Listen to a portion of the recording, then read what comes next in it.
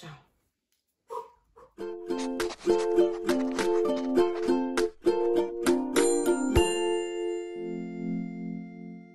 Здравейте на всички! Днес ще тестваме ето тази електрическа четка на Revlon, която ви обещава коса като след фризьор само за 5 минути, като тя къдри, изправя, суши, стилизира, придава обем и мекота на косата ви.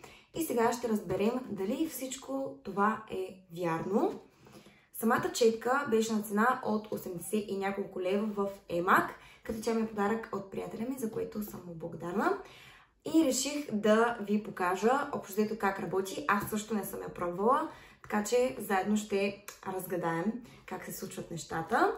Казват, че тази четка придава на косата ви същият ефект, какъвто ще даде и Dyson, който е над 1000 лева, което според мен лично не се заслужава, но всеки прави изборите си. Така, общо взето самата четка пристига в ето такава кутия, която се отваря по ето този начин. Ето, както виждате, все още не е разопакована. Тук е самата глава на четката, която се изважда, а това е дръжката и тялото на четката. Сега ще видим така. Ето, сега изкарвам. Това представлява самата глава на четката. Тя е с такива отвътре косъмчета. В този нов модел на самата четка главата се сваля, за да се почиства по-лесно, докато предният модел е цялостна четка. Самото тяло, сега ще видим как ще го изкарам. Стана. Всъщност може би трябва да дигна капачето. Да. Казват, че самата четка може да бъде използвана и като сешуар, но в TikTok четах аз, че е по-добре да изсушите предварително косата си около 80%, просто да остане леко влажна, след което един вид да стилизирате. Затова ще направя така, като може би в следващото видео ще пробвам на ето толкова мокра коса. Предварително нанесете всички продукти, които използвате. Трябва косата да е хидратирана. Моята коса е доста суха, особено в краищата. И общо взето влагата не действа изобщо добре, доста бухва. Като това би трябвало да се справи идеално с проблема.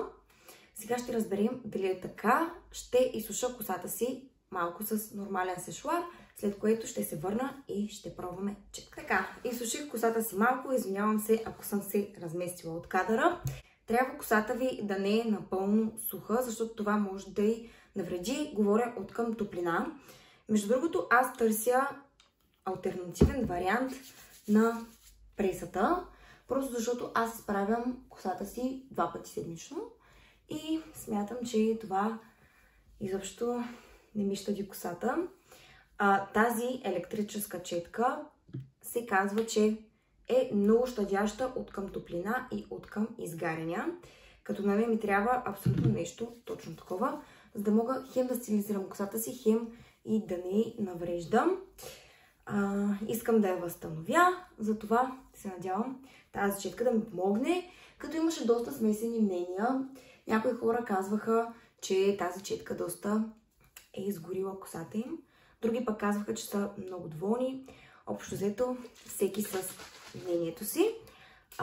Хубаво стрижете предварително косата, за да не ви се оплете. Самата четка има 4 степени на работа: студен въздух, нисък въздух с ниска струя, среден въздух с средна струя и много горещ въздух с много силна струя. Ето от тук се нагласят, мисля, че не съм я включила. Да, ето така се върти. От тук се отключва, всъщност от тук се отключва и заключва самата глава.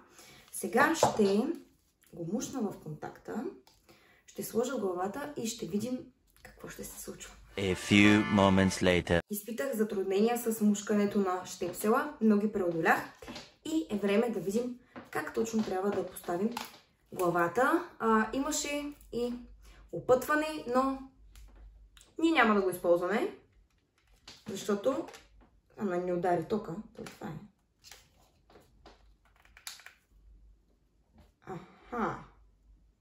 Окей. Добре, така, справихме се. Сега е време.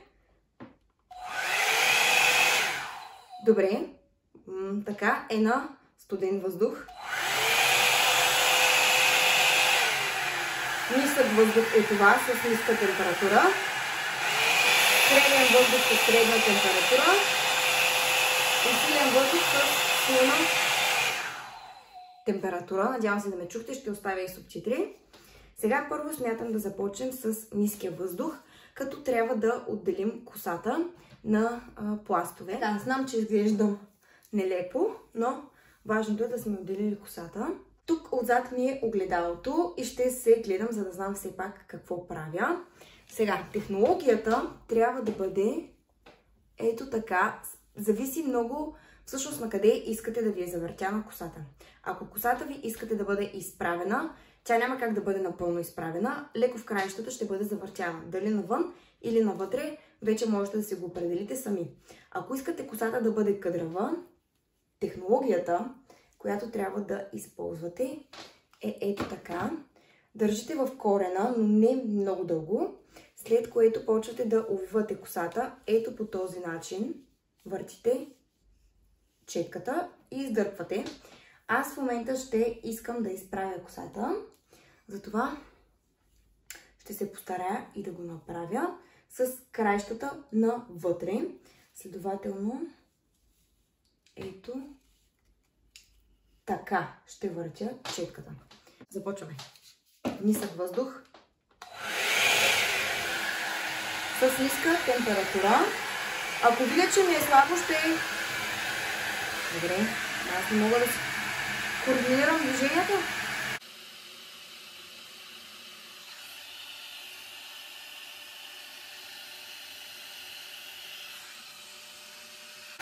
Втори опит.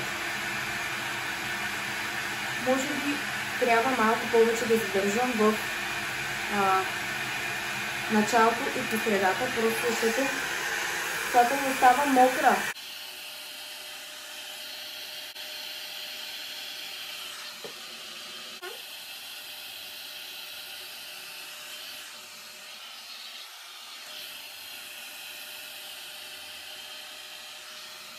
Студен въздух. Ще се опитам със студен въздух, просто защото нещо аз ли не правя като хората, не знам. Ще напръскам малко с този спрей косата, който е за изправяне. Сега ще видим със студения въздух.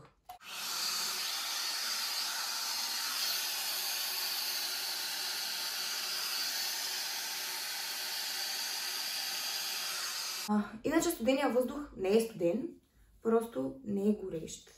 Като това е още по-щадящо, така че може би ще е по-добре да използвате студения въздух. Сега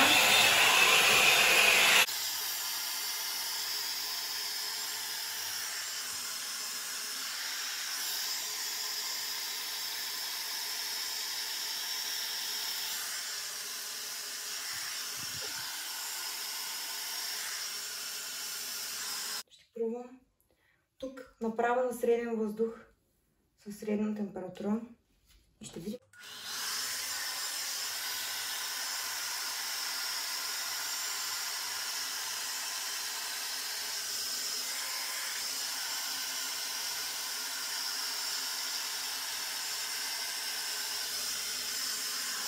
Добре, смятам, че от тази страна стана една идея по-добре.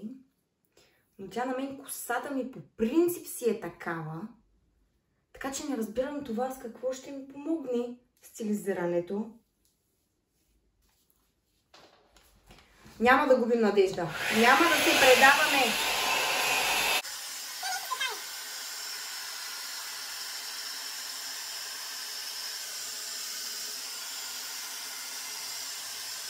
От първия пласт не стана нищо. Но поне пък косата ми изсъхна. Сега ще видим с пласт номер 2. Пак на средна температура, среден въздух.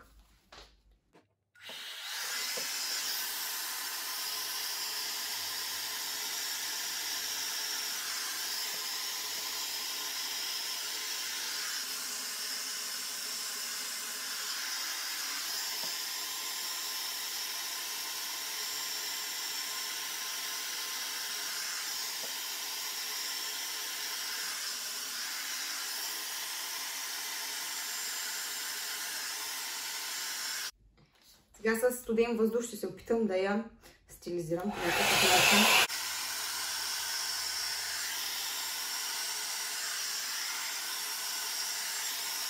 Всъщност аз сега като гледам, може би допуснах грешка, че държа четката така, а трябва, може би, ето по този начин.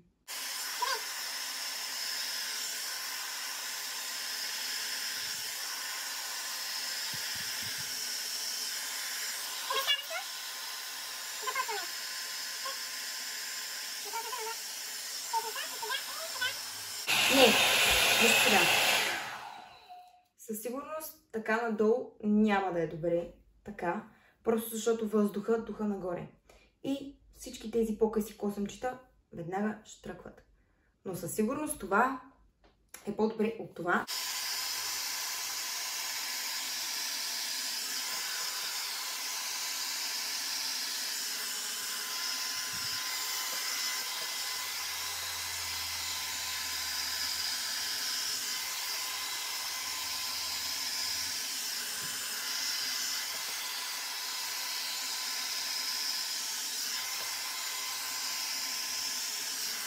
Смятам, че това тук се получи доста добре в сравнение с другите отдолу.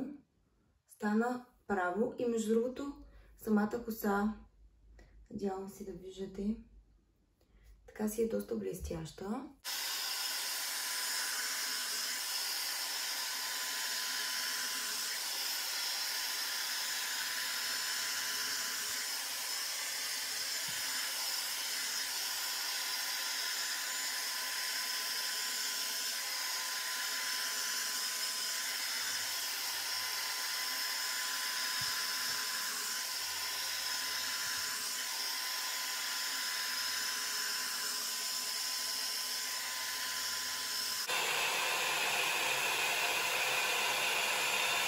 Ето така.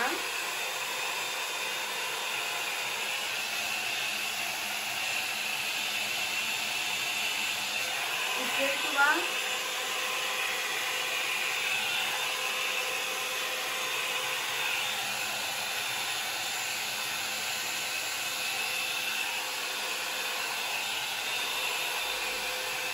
вече дали навътре или навън се определяте вие. Ето така ще стане навън по някакъв начин. Или леко начупен. Да. Ето така леко навън. Ами, общо взето, това е крайният резултат. Смятам, че аз самата не се изправих добре, просто защото се чудих доста време как всъщност да стане. То било доста по-просто от това, което аз направих. И тук горните пластове станаха доста добре. За жалост обаче отдолу не ми се изправи изобщо косата, особено от тази страна. Дори напротив, стана на вълни, но просто аз самата съм виновна. Смятам, че вторият път вече ще е доста по-добре. Смятам, че тази електрическа четка няма да увреди толкова косата ви, колкото преса или маша. Сега в случая аз не пробвах самото къдрене, защото исках да се изправя, въпреки че и това не успях да постигна, но няма проблем. Със сигурност изправянето няма да бъде като с преса, имайте го в предвид. Тук идеята не е идеално права коса, а по-скоро прилично права коса с обем и доста така мека. Тя наистина, всъщност косата си ми е мекичка в момента, но просто не е достатъчно права и може би ще се наложи отново да я мина с преса. Ако искате да постигнете такъв по-натурален ефект, имате много къдрава коса, да, това ще докара косата ви до този ефект, ако сте с доста къдрава коса. Моята коса по принцип е на вълнички и е доста начупена на места, на другия права, доста смесена коса имам аз. И смятам, че с малко повече практика този уред ще ми донесе резултатът, който аз желая. Просто трябва да му хвана цаката, както се казва. Така, общо взето, кажете ми какво мислите. Както виждате, бухналичко си е, но пак казвам, това си е лично моя вина. Така, кажете какво мислите. Искате ли да направя второ видео, в което съм малко по-запозната с материала, както се казва. И да ви изкажа общо взето крайното си мнение. Да видим дали изобщо косата ми е изгоряла до някаква степен. Така че, да. Благодаря ви, че гледахте. Целувки и до скоро!